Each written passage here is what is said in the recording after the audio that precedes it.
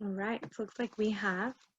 We are going to go ahead and get started. Thank you everyone for joining us today. It looks like the number of people joining us is growing. We have 81 people so far. So we are just so happy that you've taken the time out of your day to be here with us with Laura's House, and we'll all introduce ourselves. I'm going to hand it over to our moderator, Veronica Stevens. She's going to be moderating today's webinar and panel. Good afternoon, everyone. We are excited that you're joining us, and all of us are still probably a little shell-shocked with what has gone down for the past 2 weeks. But most definitely in the past week, lives have been really kind of turned out upside down. And as you can well imagine, for the population we serve, this has impacted them directly, as well as how we are going to handle our programs and services during this time. So thank you for joining us, because this webinar, we've got a panel of experts from Laura's House that we hope to cast a wide net and address all of your questions. When it comes to questions, we are carving out 15 minutes after our experts talk, and I will go ahead and go through the questions and then be addressing them to whichever panelist they were pointed towards. So feel free to open up your chat boxes, and then you can go ahead and load those questions as you go along. I will not, however, be asking after each one speaks. It will be after the end of the 4 panelists. So let's go ahead and get started. I'm going to give you a brief overview of what we're going to be covering, and then I'll introduce the first speaker. So this is Laura's House's response to social distancing and, of course, the COVID-19 crisis. So our first panelist is going to be Jennifer, who just greeted you at the beginning. Jennifer Ponce. She is our Prevention Education Manager. And she is going to be talking about the dynamics of isolation and the effects of victims of DV, or domestic violence, and how social isolation is affecting those already experiencing violence, the new challenges and the barriers for victims and survivors. Followed by Jennifer, we're going to have Greg Young. He is our clinical director. He is really going to actually cover a whole host of topics on how we are addressing the barriers and addressing the social distancing, especially within our client services, and how we're able to manage that. Our available programs and resources that we're still offering, and then the telehealth and teleservices, and how we are accommodating and ensuring client safety and our community safety. And then he'll just give a brief description of some of our needs through donations. Followed by that, we're going to have Yanira Mendez. She is a prevention education specialist, and she is going to address how to do safety planning while at home, and how you can help support yourself really, and others, of course, and how the education department, we've completely revamped, and all of the education components that we are now offering online, as opposed to our live presentations and the distance learning. Followed by that, like I said, we'll go into that 15 minutes of Q&A, so I'll be keeping an eye on that. And then the wrap up will be our Executive Director, CEO, Margaret Baston, and she's going to be giving all of us a call to action on how we as a community can rally and support. What are some action items that Laura's House is really in need of support of, and then she will be closing us all out.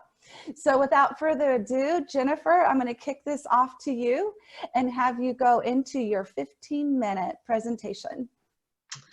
All right, thank you so much, Veronica, and thank you to everyone who is joining us here this afternoon. We know that, as she mentioned, a lot of things have changed, and it's kind of a tricky time for all of us. So we definitely want to extend our gratitude and appreciation to you for being here with us. The purpose of this webinar was really to give us as an agency the opportunity to connect with you, our community, to talk about some of the things that we've identified that have now risen to the surface as challenges that many of our victims and survivors might be facing in the community.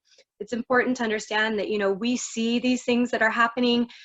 We have worked very hard as an agency to be prepared to address these things. And, you know, we just wanted the opportunity to interface with you, to share some of the work that we're doing so that you're well aware of our programs and services and what's available, so that you can then turn around and share that back with your agencies, with your community members, and just know that we are definitely here to support each and every single one of you during this time. So one of the first things that, of course, comes with any type of change or community stressor or pandemic, which we are all experiencing right now, is definitely, an added element of stress.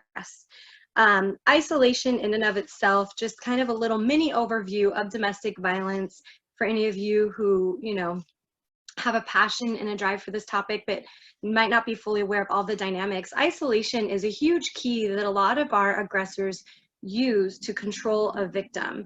Now, we know that domestic violence is all about that. It is about power and it is about control.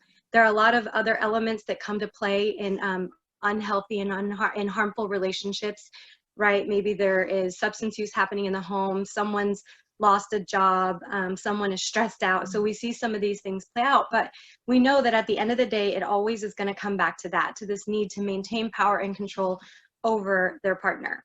Now, right now, a lot of us are in our homes. A lot of us don't have the ability to go where we'd like to do. Some people have suffered job loss and just a lot of change. A lot of freedoms have been stripped from a lot of people. So we definitely do recognize that that is going to be an indicator of an increased amount of stress taking place at home. Also, for our children, a lot of kiddos are now at home with both parents, where some of these dynamics have been playing out. Their safe place might have been school with their teacher, with their peers and their classmates. Maybe they had a safe friend or counselor on campus that they could go to. That's not happening anymore. Same goes for just, us as individuals. Sometimes our safe place is out in the community with our coworkers, with our friends, being able to leave that environment for a time, being able to find someone that we can reach out and talk to and communicate with and maybe share what's happening. We know that right now is a really critical time because some of those things have definitely been stripped away. A lot, if not all of them, are gone. So, what do? We think it's just really important that you understand that this, social distancing, it's important, we encourage it. But at this time, it definitely can make it a little bit tricky for our victims and our survivors, for our community members who are now at home with someone who could potentially be an aggressor. Therefore, we really wanted you as the community to fully know and understand what resources are available, what we as an agency are doing, that we are here still to provide support. And we're also going to discuss some ways that you can absolutely reach out and find help and services if you're finding yourself in a place that is a little bit more challenging. Meaning, if I'm going to make a phone call now to a hotline, what do I do? Because now I'm at home permanently with this person and we don't want them finding out, what's happening or if you're making a plan to leave. So we're going to address some of those things on that panel today. We just wanted you to understand, what isolation is, what its impact is. That's removing the person from their support system, from their social network. And inevitably, that's what's happening now. And we've all been asked to stay at home. So we definitely identify the increase there. So I'm going to hand it off to Greg, who's going to talk to you about our response as an agency and what we're doing.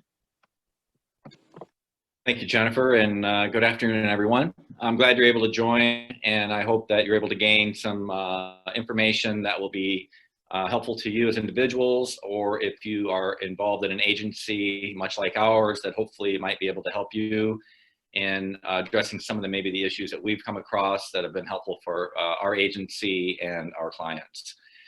So I'm asked quite a bit, first of all, are we offering services? And if so, what services are we offering? And then how are we delivering those services effectively and safely? So the answer to the first question is yes, we are offering services. So I want to kind of break this down into the different programs that we have and kind of explain a little bit about how we're going about doing that. As Jennifer mentioned, these last few weeks have been quite tumultuous and everybody's lives have been turned upside down. Usually in times of difficulty in the environment or the economy, the domestic violence numbers go up, and we're able to address those numbers by the staff that we have and the services that we have. In this situation, the current coronavirus has affected all of us. So in order to meet the needs of the individuals out there and families, we needed to make adjustments to make sure we can deliver these services to them. So the first program that I'll talk about is our outpatient delivery services. So we have 2 outpatient locations where we provide individual therapy, group therapy, legal advocacy, and case management. Typically, all these services obviously are done on site. Clients would come in, receive those services, including registration and their intake process. So what we've done, we did rather quickly, just in a matter of a few days, starting last week, is we converted all of our intakes, all of our registrations, all of our assessments, our therapy, our case management, and our legal advocacy via telehealth services. So the switchover was done rather quickly, and we've seen surprisingly 99% of the clients are able to manage and to still stay involved in those services. So that seems to be working quite well. We'll reevaluate any adjustments we may need to make at the end of this week, tomorrow. And, as we go and as we're learning, we're making adjustments all the time, trying to find out what the needs of the clients are, and we'll continually change to meet those needs. So we are at 100% teletherapy right now. It's the safety of our clients. They're not coming in. The safety of our staff, which is of course important, and still being able to deliver those services effectively. The other programs that we have are I call our residential programs, which include our emergency shelter and our transitional.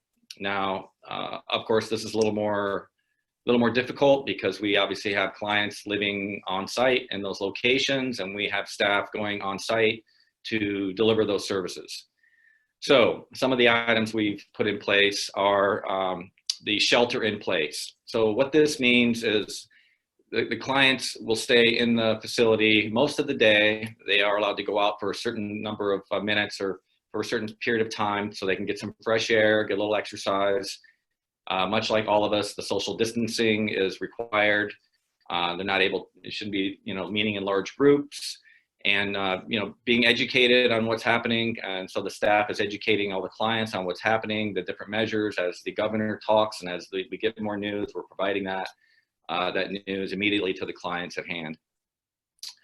Our hotline services remain open 24 hours a day, 7 days a week. So we're still providing those services to provide referrals or resources. We get a lot of calls that don't necessarily even have anything to do sometimes with domestic violence, but we're able to divert those calls and provide that information to clients that may need that. One of the items that we've kind of made a few changes to is our safety net program. For those of you who don't know, a safety net is a process by where we bring clients from their dangerous situation to a confidential, safe location for them to stay. Usually they would stay up to 1 or 2 days, and then we would assess to see if they were going to be coming into our emergency shelter. We've initiated, we still are doing that. However, we are also initiated our safety net only program, which will allow clients to come into those third-party locations and stay. Usually they stay up to, they can stay up to 5 days. We are assessing their needs, if they can come into our shelter, if there's another place where we can find for them to go. So we're still utilizing that through our strong case management team. Through this whole process, we're doing the coronavirus screening form that we do not only for our clients, but every staff every morning does a kind of a self-assessment based on these questions. For the self-assessment coronavirus screening, we want to make sure that everybody is safe. So far, we have had no situations where anybody has gotten sick, so I think the team's doing a great job.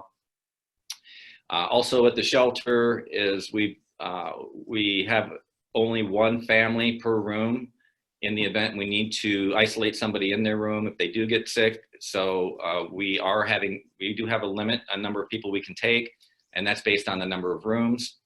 Also in the shelter, we've created a schedule to where we rotate their ability to go into the kitchen. We've opened the extended kitchen hours, so there's not more than one family at a time in the kitchen. When the kitchen is complete for that family, it's deep cleaned. Same with the children's program. We still offer children's services.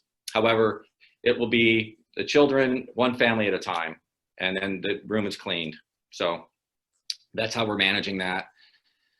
Of course, like we all hear, the hand washing, the deep cleaning, and then again, the limited number of people in the shelter at a given time. So if we want to have the social distancing, making sure there's not more than one family in the living room or in the kitchen or any given area of the shelter. The general areas that are heavily used are deep cleaned constantly throughout the process. And that's how we do the shelter. We're also utilizing those same safeguards at our transitional home as well. So that's in a nutshell kind of what we're doing, how we're providing services as we move along. And as I'm sure things change, we will also change as we go along as well. Thank you, Greg. I think there's, I'm sure, a lot of questions that we're going to need to be addressed, but you did a great job at doing the overview. I'm glad to hear that all of our clients are still healthy and safe, so that's awesome.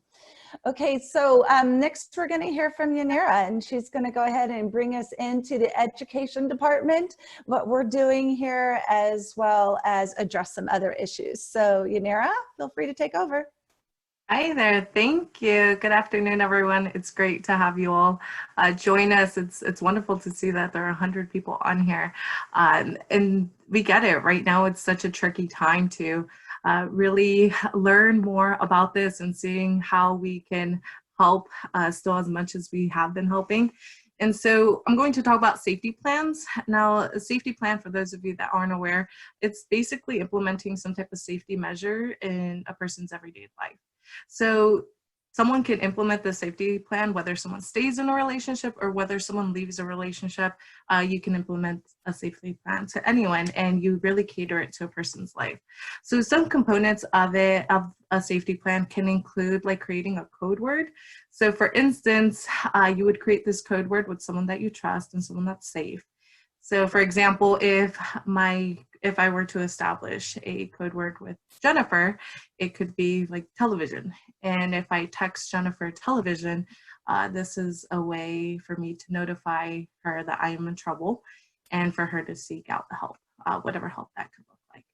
And so this is a discreet way to send off that message without letting the partner be aware of it. And we also understand that right now, because people are in isolation, that there are other obvious barriers that come into place when it comes to safety planning. So another component could be recognizing safe places around your home.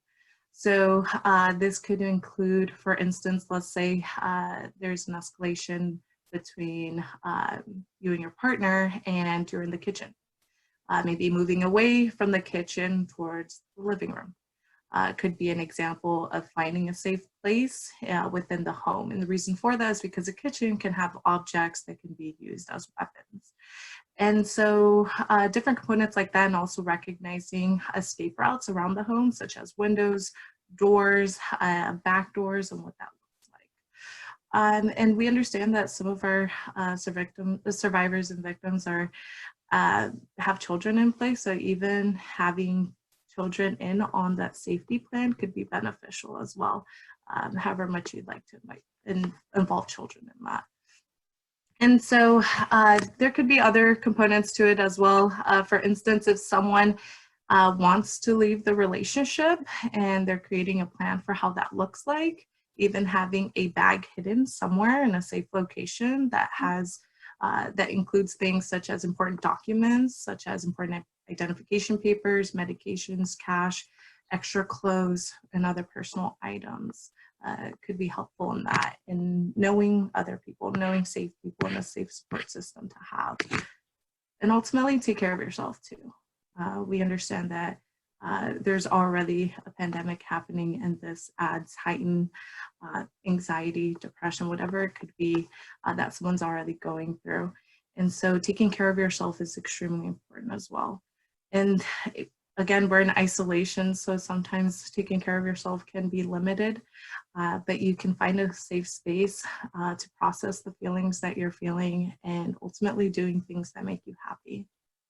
Now, supporting people who are in an abusive or unhealthy relationship, we always get asked that. It's like, how can you support someone? And we always say to be free of judgment.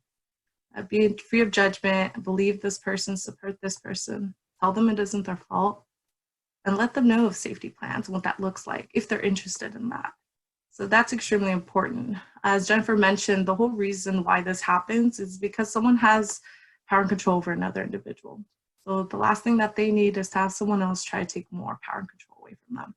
So what you can do is empower them, let them know of resources. But again, let them make that decision on what their next steps are. And you could check in on them and connect with them and doing activities, again, that make them feel happy and that they're interested in. So what do we have? Right now, again, in isolation, our prevention department really had to come up with how can we continue bringing up these conversations and ensuring that our community is still receiving education surrounding intimate partner violence and healthy relationships. So our entire prevention curriculum is now online, and you can find that information and book a presentation by visiting our website at www.lorishouse.org. And we know that some schools are actually already going virtual anyway, so an easy way to get us involved is to invite us into your lectures on days that you'd like us to come in. But also we can even host our own webinar through Zoom. So just let us know if you're interested in that, and we can connect you through that. And if you or someone you know is going through something like this, know that we also have a chat available. And you can find this chat by going through our website at www.lorishouse.org/LHT. Again, that's www.lorishouse.org/LHT. And you can chat with an advocate on there, or you can text us. And the texting line is 949-484-8440. Again, that's 949-484-8440. Now, these texting opportunities or chatting online, they're available Monday through Friday from 8 a.m. to 5 p.m. But we also always have our 24-hour hotline number. That's available at 866-498-1511. And you'll receive all that information. You can always visit our website to get that information as well. So if you have any questions regarding our education, safety plans, or how we're continuing connecting with people, feel free to type away in that chat box. Thank you. Thank you, Yanira. I want to give a shout out also to Jen. I got to tell you, when you go from a whole curriculum list and then you literally are told, and your calendar's booked, and you're told you cannot actually get in to these places to be able to do presentations. I think we changed to webinars and being able to do this and fulfill commitments within about 24 hours period of time, as well as every other department. I mean, everyone just had a rock and roll. So it's been pretty extraordinary to witness and be a part of. I'm going to go ahead and get into some of the questions and then ask our panelists to weigh in. So I believe this would be for Greg, would be able to best handle this one. What are some measures that clients, that you are telling clients to take when receiving telehealth services and their significant other is in the home? I'm assuming they're saying that the abuser is the significant other. So what are safety measures they can take and put in place? Yeah, I mean, that's a really great question. That's also one of the more difficult challenges of doing telehealth with individuals that are living with their current abuser. So obviously we want to talk with that person. We want to ensure that they're able to get to some safe place in the home where the abuser's not, or where the abuser can't hear that other person.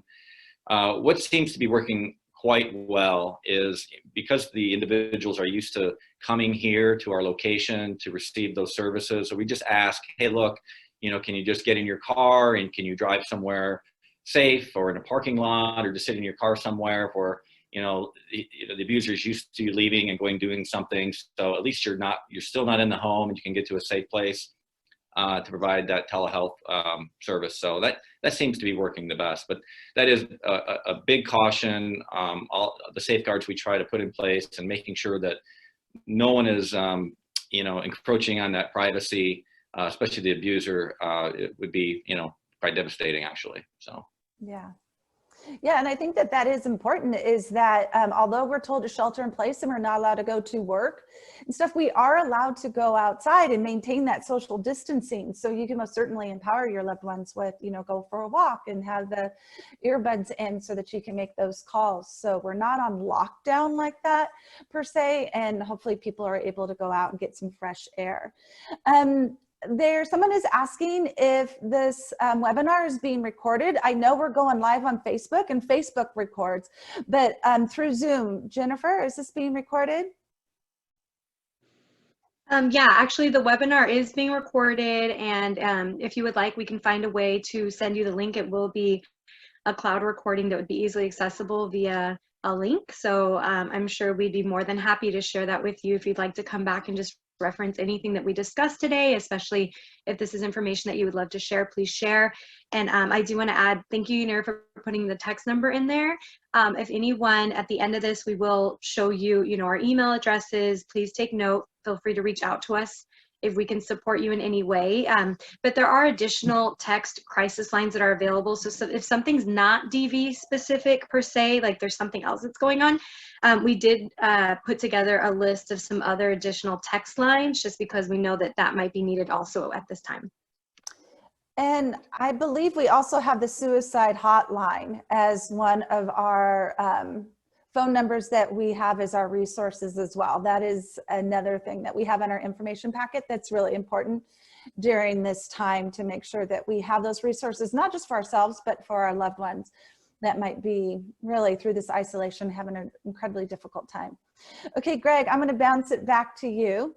You had said that 99% of our clients or potential clients are able to use the services through telehealth methods. That's awesome. What is being offered to that 1% that would not be able to access that?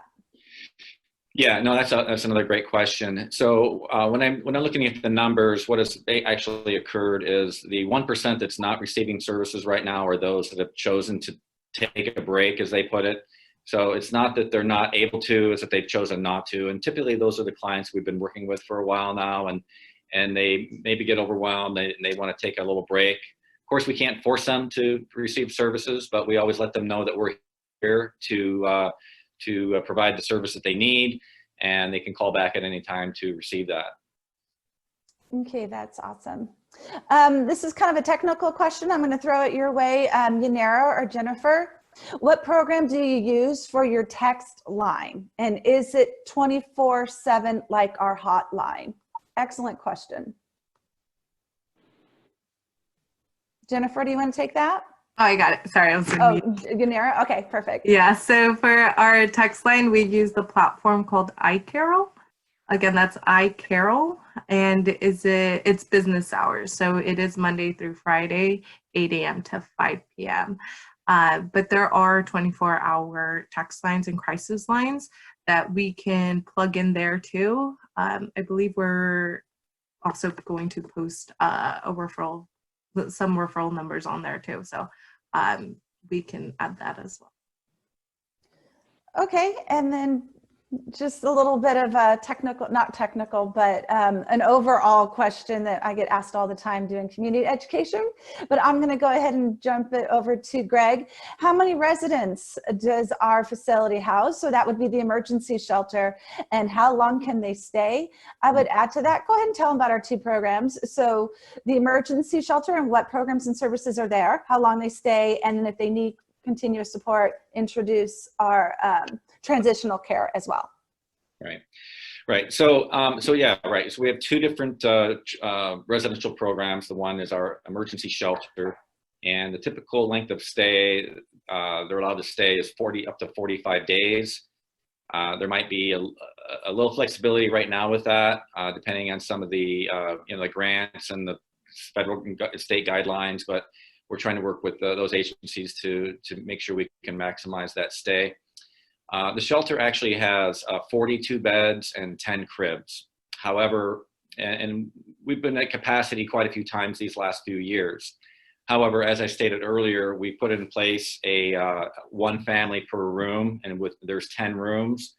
So it really depends on the number of people in a family and what rooms are available. So a lot of times they would share rooms, but right now, because of the COVID-19 issue, we're not able to do that safely. The other program, of the transitional program, clients are able to stay in that program for up to 12 months.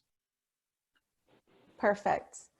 Okay, and then somebody asked about the various languages that are represented on both. They just asked for the chat and the text, but also our hotline. I don't know which one of you want to hop in on that one, but go ahead for that. And also in our education department, I will tell you that that is bilingual. So all of our presentations and instruction is offered in both English, Spanish, or bilingual, depending on the audience. So that is for the education department, and then somebody else can hop in for a hotline chat as well as counseling or counseling resources.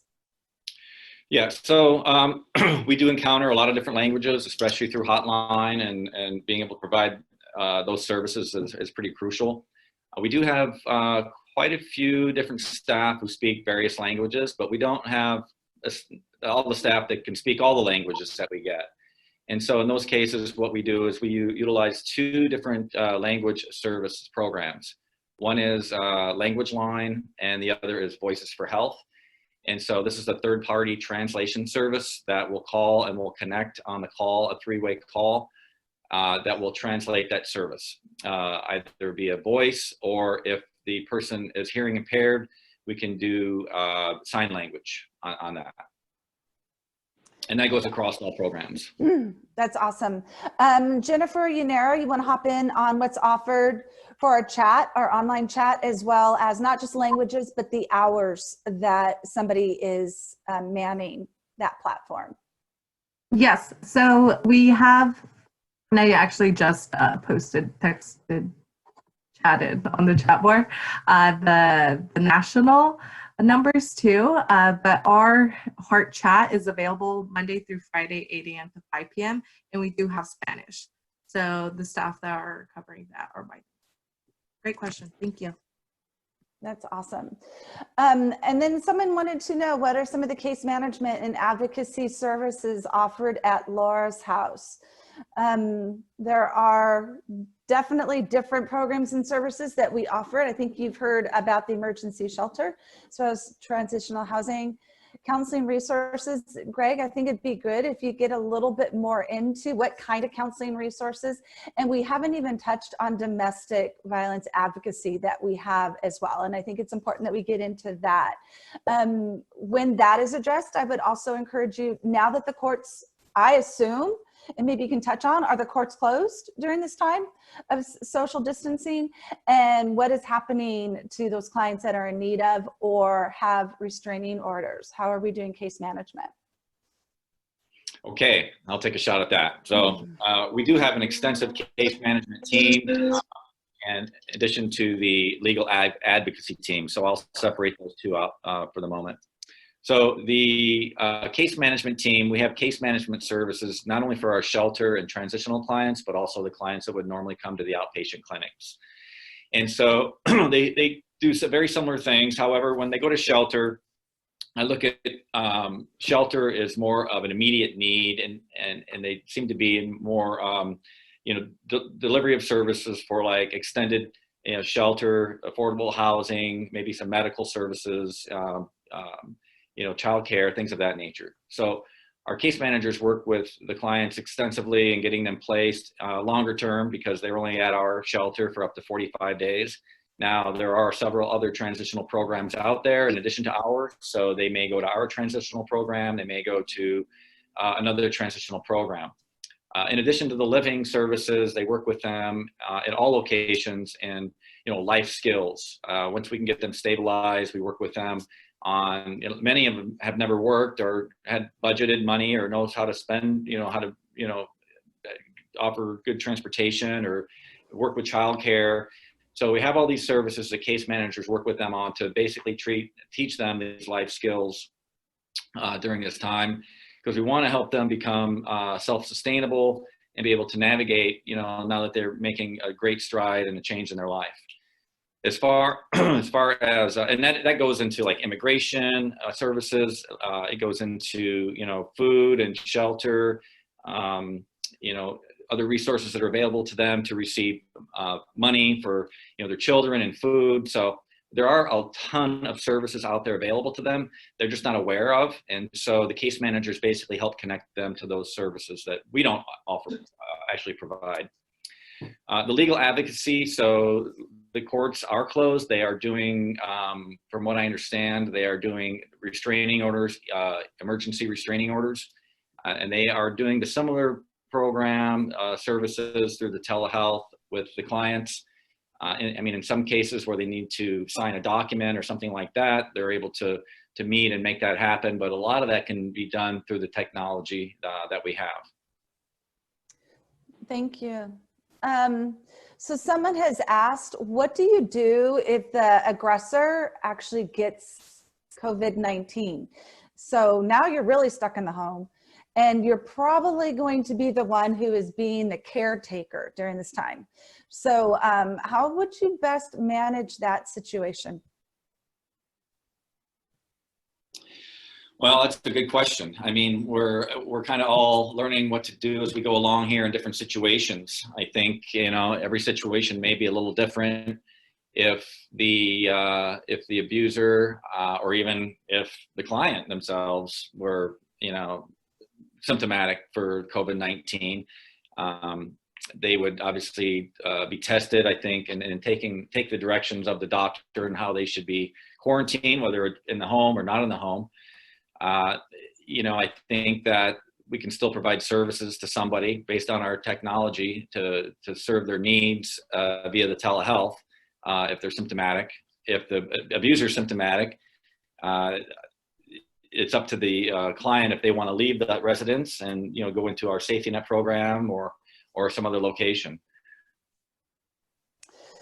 Okay, and then Greg, I'm sorry, you are going to be the one. Yeah.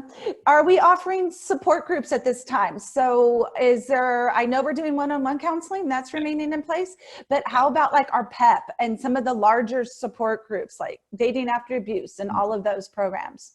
Yeah. So right now, for reasons that one of the other people asked a question about safety and the abuser in the home and being safe with, you know, if they're trying to get services, is that we really want to be especially careful in doing the groups.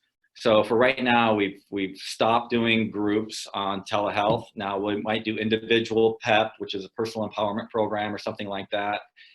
But right now, until we can get our hands around this a little bit better, we've suspended the group process, just because if you have 8 or 9 people on a platform all at once, then if for one person is in the home where it's not safe, you've just now put all those other 8 to 9 people at risk of their identity and who they are. So as many safety precautions as we always try to take with each individual person to make sure they're in a safe place to do therapy or provide group, we're just exponentially putting them at risk by having everybody on there at the same time. So I think we will develop a program that will be able to do group. I think we'll probably do some, if this continues for a period of time, we'll probably record each one of our sessions of group from each therapist and make that available to them where they can access on our website or some other means. And Greg, I believe that you did this, you already answered this question during your portion of the presentation, but since it popped up, maybe not everyone got it. Are we taking new clients when it comes to our Counseling Resource Center? So can somebody now get our counseling services if they need it, or are we just providing continued care for our existing clients? Yeah, we're doing both. We're providing continuing care. But yeah, as I mentioned earlier, we are doing registrations and intake. So that's the first step in receiving services that someone would call. Now, what we've done is when they call our main line, because really no one is at the location, they get referred to our hotline. Our hotline will then determine which location this person would want to receive services, whether it was at our Ladera Ranch location or whether it was at our Garden Grove location. From that point, the hotline would the point of contact at each one of those locations. That person would call the individual, do a registration, assess the need of that individual, and then from there proceed with an intake and provision of services. Okay, perfect. Thank you. Okay, we have someone inquiring about, will this be offered in Spanish? Because we're saying that all of our services are offered in English and Spanish. So Jennifer, can you weigh in on if we're going to be able to provide this style of presentation for our Spanish population, Spanish speaking population? Yeah, that's an excellent question. As Veronica mentioned earlier, and Yanira, all of our prevention education workshops are available via Zoom, so that education is there. That is taking place in both English and Spanish. And I'm glad that that was brought up, because we do want to mention that what you're watching right now, this webinar format with panelists, we are going to recreate this in Spanish next week, and we're looking at Tuesday. So please follow us on social media, check your email from announcements for us. So we are going to, what you're watching right now, we're going to do this all over again, but in Spanish. So for any of you who have monolingual Spanish speaking clients or want to go back to your agency, please let them know that they can join us on another webinar in Spanish to make sure that we are getting them this information and these resources. Thank you, Jen.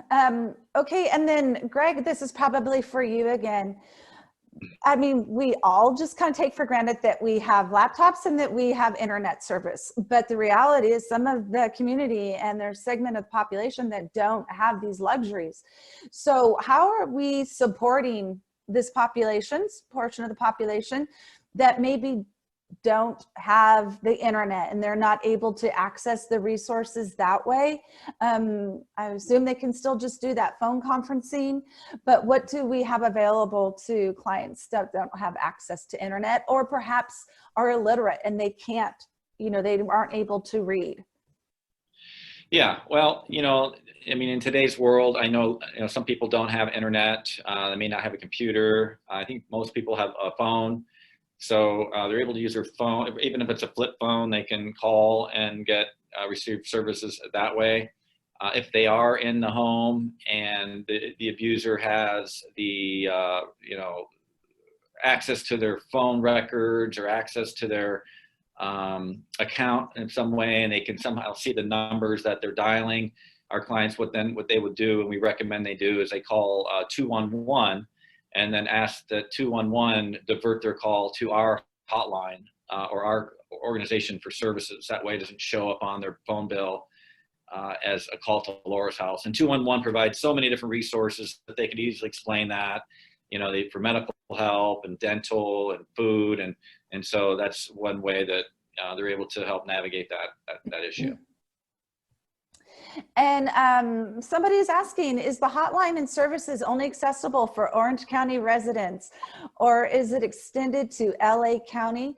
So let's go ahead and address two of our primary. So Greg, if you want to address the DVAC, as well as our counseling resources, and of course our shelter and transitional.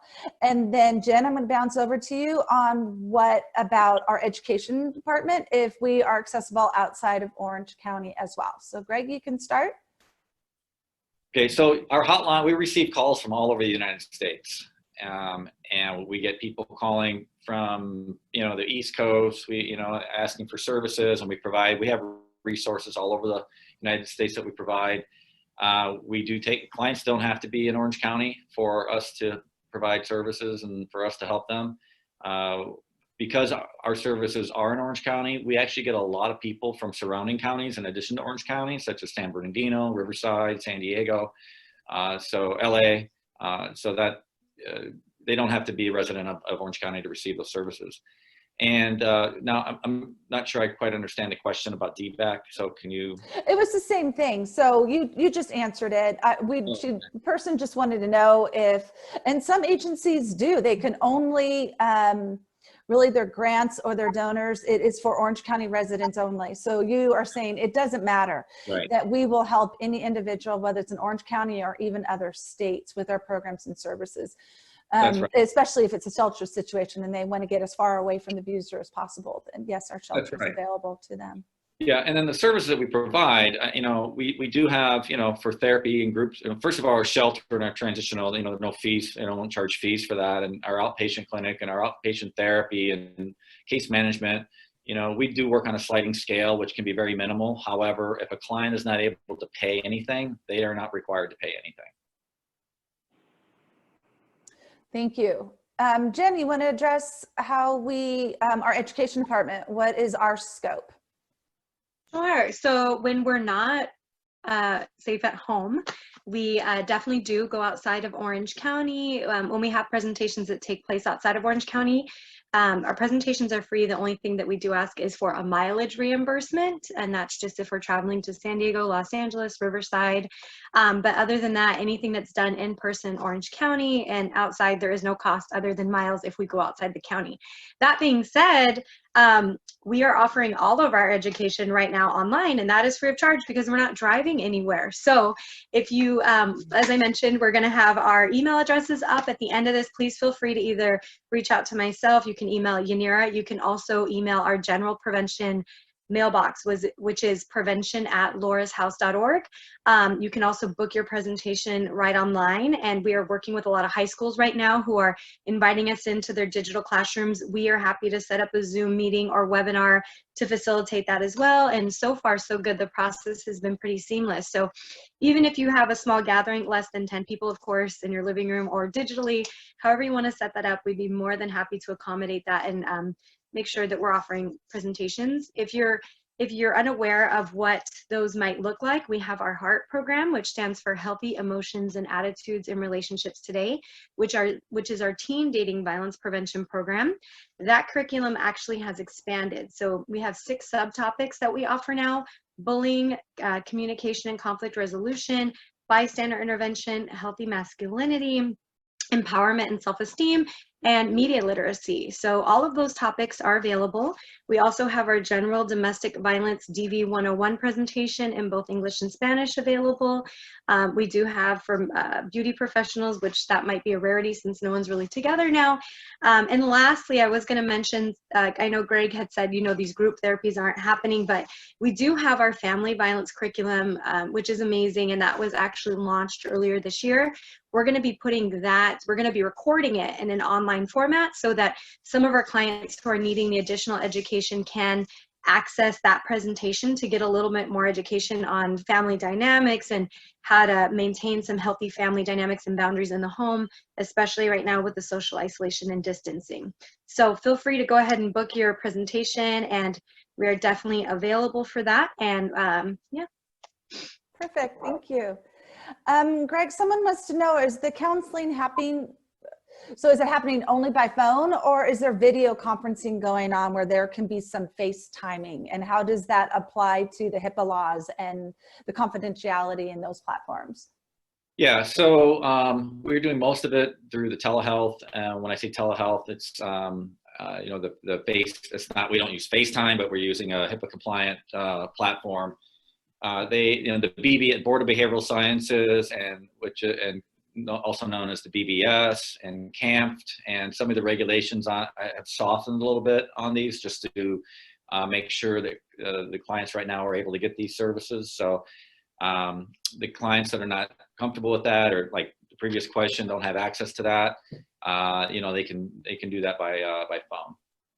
Okay, perfect. And then I think I'm going to end with this question. We kind of touched on it, but because it's being asked again, let's go ahead and readdress it. It said, what kind of challenges have you encountered if having multiple participants accessing group services on their phone?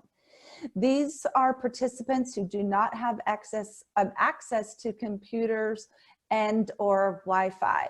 So if you have somebody that's a part of like a PEP, and this is what I think this is doing. So they're already part of a support group. They're already part of PEP.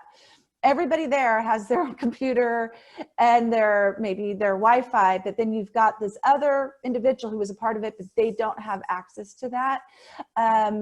How are we addressing that need? Yeah, so yeah, as I mentioned, we're currently not doing groups right now for the need of safety. Now, for those that we're currently in a group, and based on the therapist assessment, if that person wants to continue with that curriculum on an individual basis, then they will work with that individual just as an individual, not as a group. Right now, we want to make sure that it's safe for everybody to participate together on those platforms. And, this is our first week doing this, so we're all kind of learning as we go along. As we learn more and we learn more about technology and find better safeguards for groups to occur, then we will certainly be doing that. But we're all in this together, and we're trying to provide the services we can in the safest way we can. So. Excellent. Okay, I said that was the last question, but I have one more, and then I'm going to introduce Margaret. And this has already been addressed, but clearly, it's kind of hard learning online sometimes. So this one is important enough to ask twice. Are you doing shelter intakes? We are. I'm going to ask Greg to tell you how that's happening. And are you or any shelters able to take in a family into the shelter during this time? So do you want to go ahead and just readdress the COVID checklist and the isolation for a little bit in our safety net? Yeah, so the process of going to shelter is calling Hotline, and then Hotline will ask a series of questions, and we'll do what's called a short intake. And then based on the it's our normal process, so I'll just go through that. Based on our short intake, they will then do what's called a long intake, which gets into more detail and more questions and just suitability and if they meet the criteria for shelter. At that point, a decision will be made to put them in what we call safety net. And safety net is at a offsite location. It's not our location. It's not their home or anything. It's at a safe, undisclosed location. And we would typically put someone into safety net for 1 or maybe 2 days. Currently what we're doing is we'll put them in there for up to 5 days. The staff will meet with them, do in-person assessment, assess for COVID by a questionnaire, literally taking their temperature, and then bringing them food. And then over the course of the next 5 days, they'll be talking with them, meeting with them, bringing them food as needed, further assessment, and then a decision will be made to either bring them into the shelter if the space is available, or if not, they'll be working with them conjointly to see if there's another place for them to go that's safe rather than returning back to the abusive situation. Okay, thank you. And with that, if you want to continue answering questions, we're just going to answer them by typing and not addressing the panelists, and we can address them that way. But right now, I want to pull in Margaret Vaston. She is our Executive Director and CEO. I'll tell you what, she has navigated this like a champ. All of this that we were able to do today is directly under her leadership. So Margaret's going to really give us that call to action, how we can all pull together during this time. So Margaret, I yield to you. Okay, well, thank you very much. Really, how can you help? That's what people will want to know. And I want to reiterate that you should refer anybody that you know that needs shelter or services to our hotline, our 24-hour hotline. And that number is 1-866-498-1511. I know that we'll put that up for you again. So anybody that needs services should call the hotline. And as Greg mentioned, that those most severe cases that we know need to be out of that emergency situation, those are the people that we're going to primarily be putting into our safety net program. So we really don't want to leave anybody in a dangerous situation, provided we can afford to do it and we've got the room. So the second thing that we would ask that people do is to make a donation of items that we urgently need through Amazon. We actually have an account at Amazon, and you can find the button on our own website and also on Facebook. So we urge anybody that would like to help us with all those things that our clients are needing, and the things like milk and eggs and wipes and all those kinds of things, you'll find on the list that we provided on Amazon. And then lastly, and probably most importantly right now, because we're trying to keep this train moving along and not have anybody fall off, is to make a financial donation if you can. This will allow us to continue all these services that you just heard the team talk about, and we want to be able to serve as many people out there in the community that need us, and we can only do that with the financial support of those that are able to do that. As Greg says, nobody will ever be turned away from Laura's house, the inability to pay. So again, the last and most important thing, if anybody needs us, then please have them call the hotline, the 24-hour hotline. And I thank you all. You've done a fabulous job, girls and boys, on this team today. Thank you, Margaret. Thank you, everyone. We had 101 or 103, I guess, here and then Facebook Live. So thank you all for joining us. Today, we have a couple slides that have resources, those resources we were talking about. We hope you guys stay healthy and safe. We will be in touch to let you know the exact time and date of the Spanish webinar version of this. And we so appreciate you joining us today. Until next time, you guys stay well. Thank you for joining us.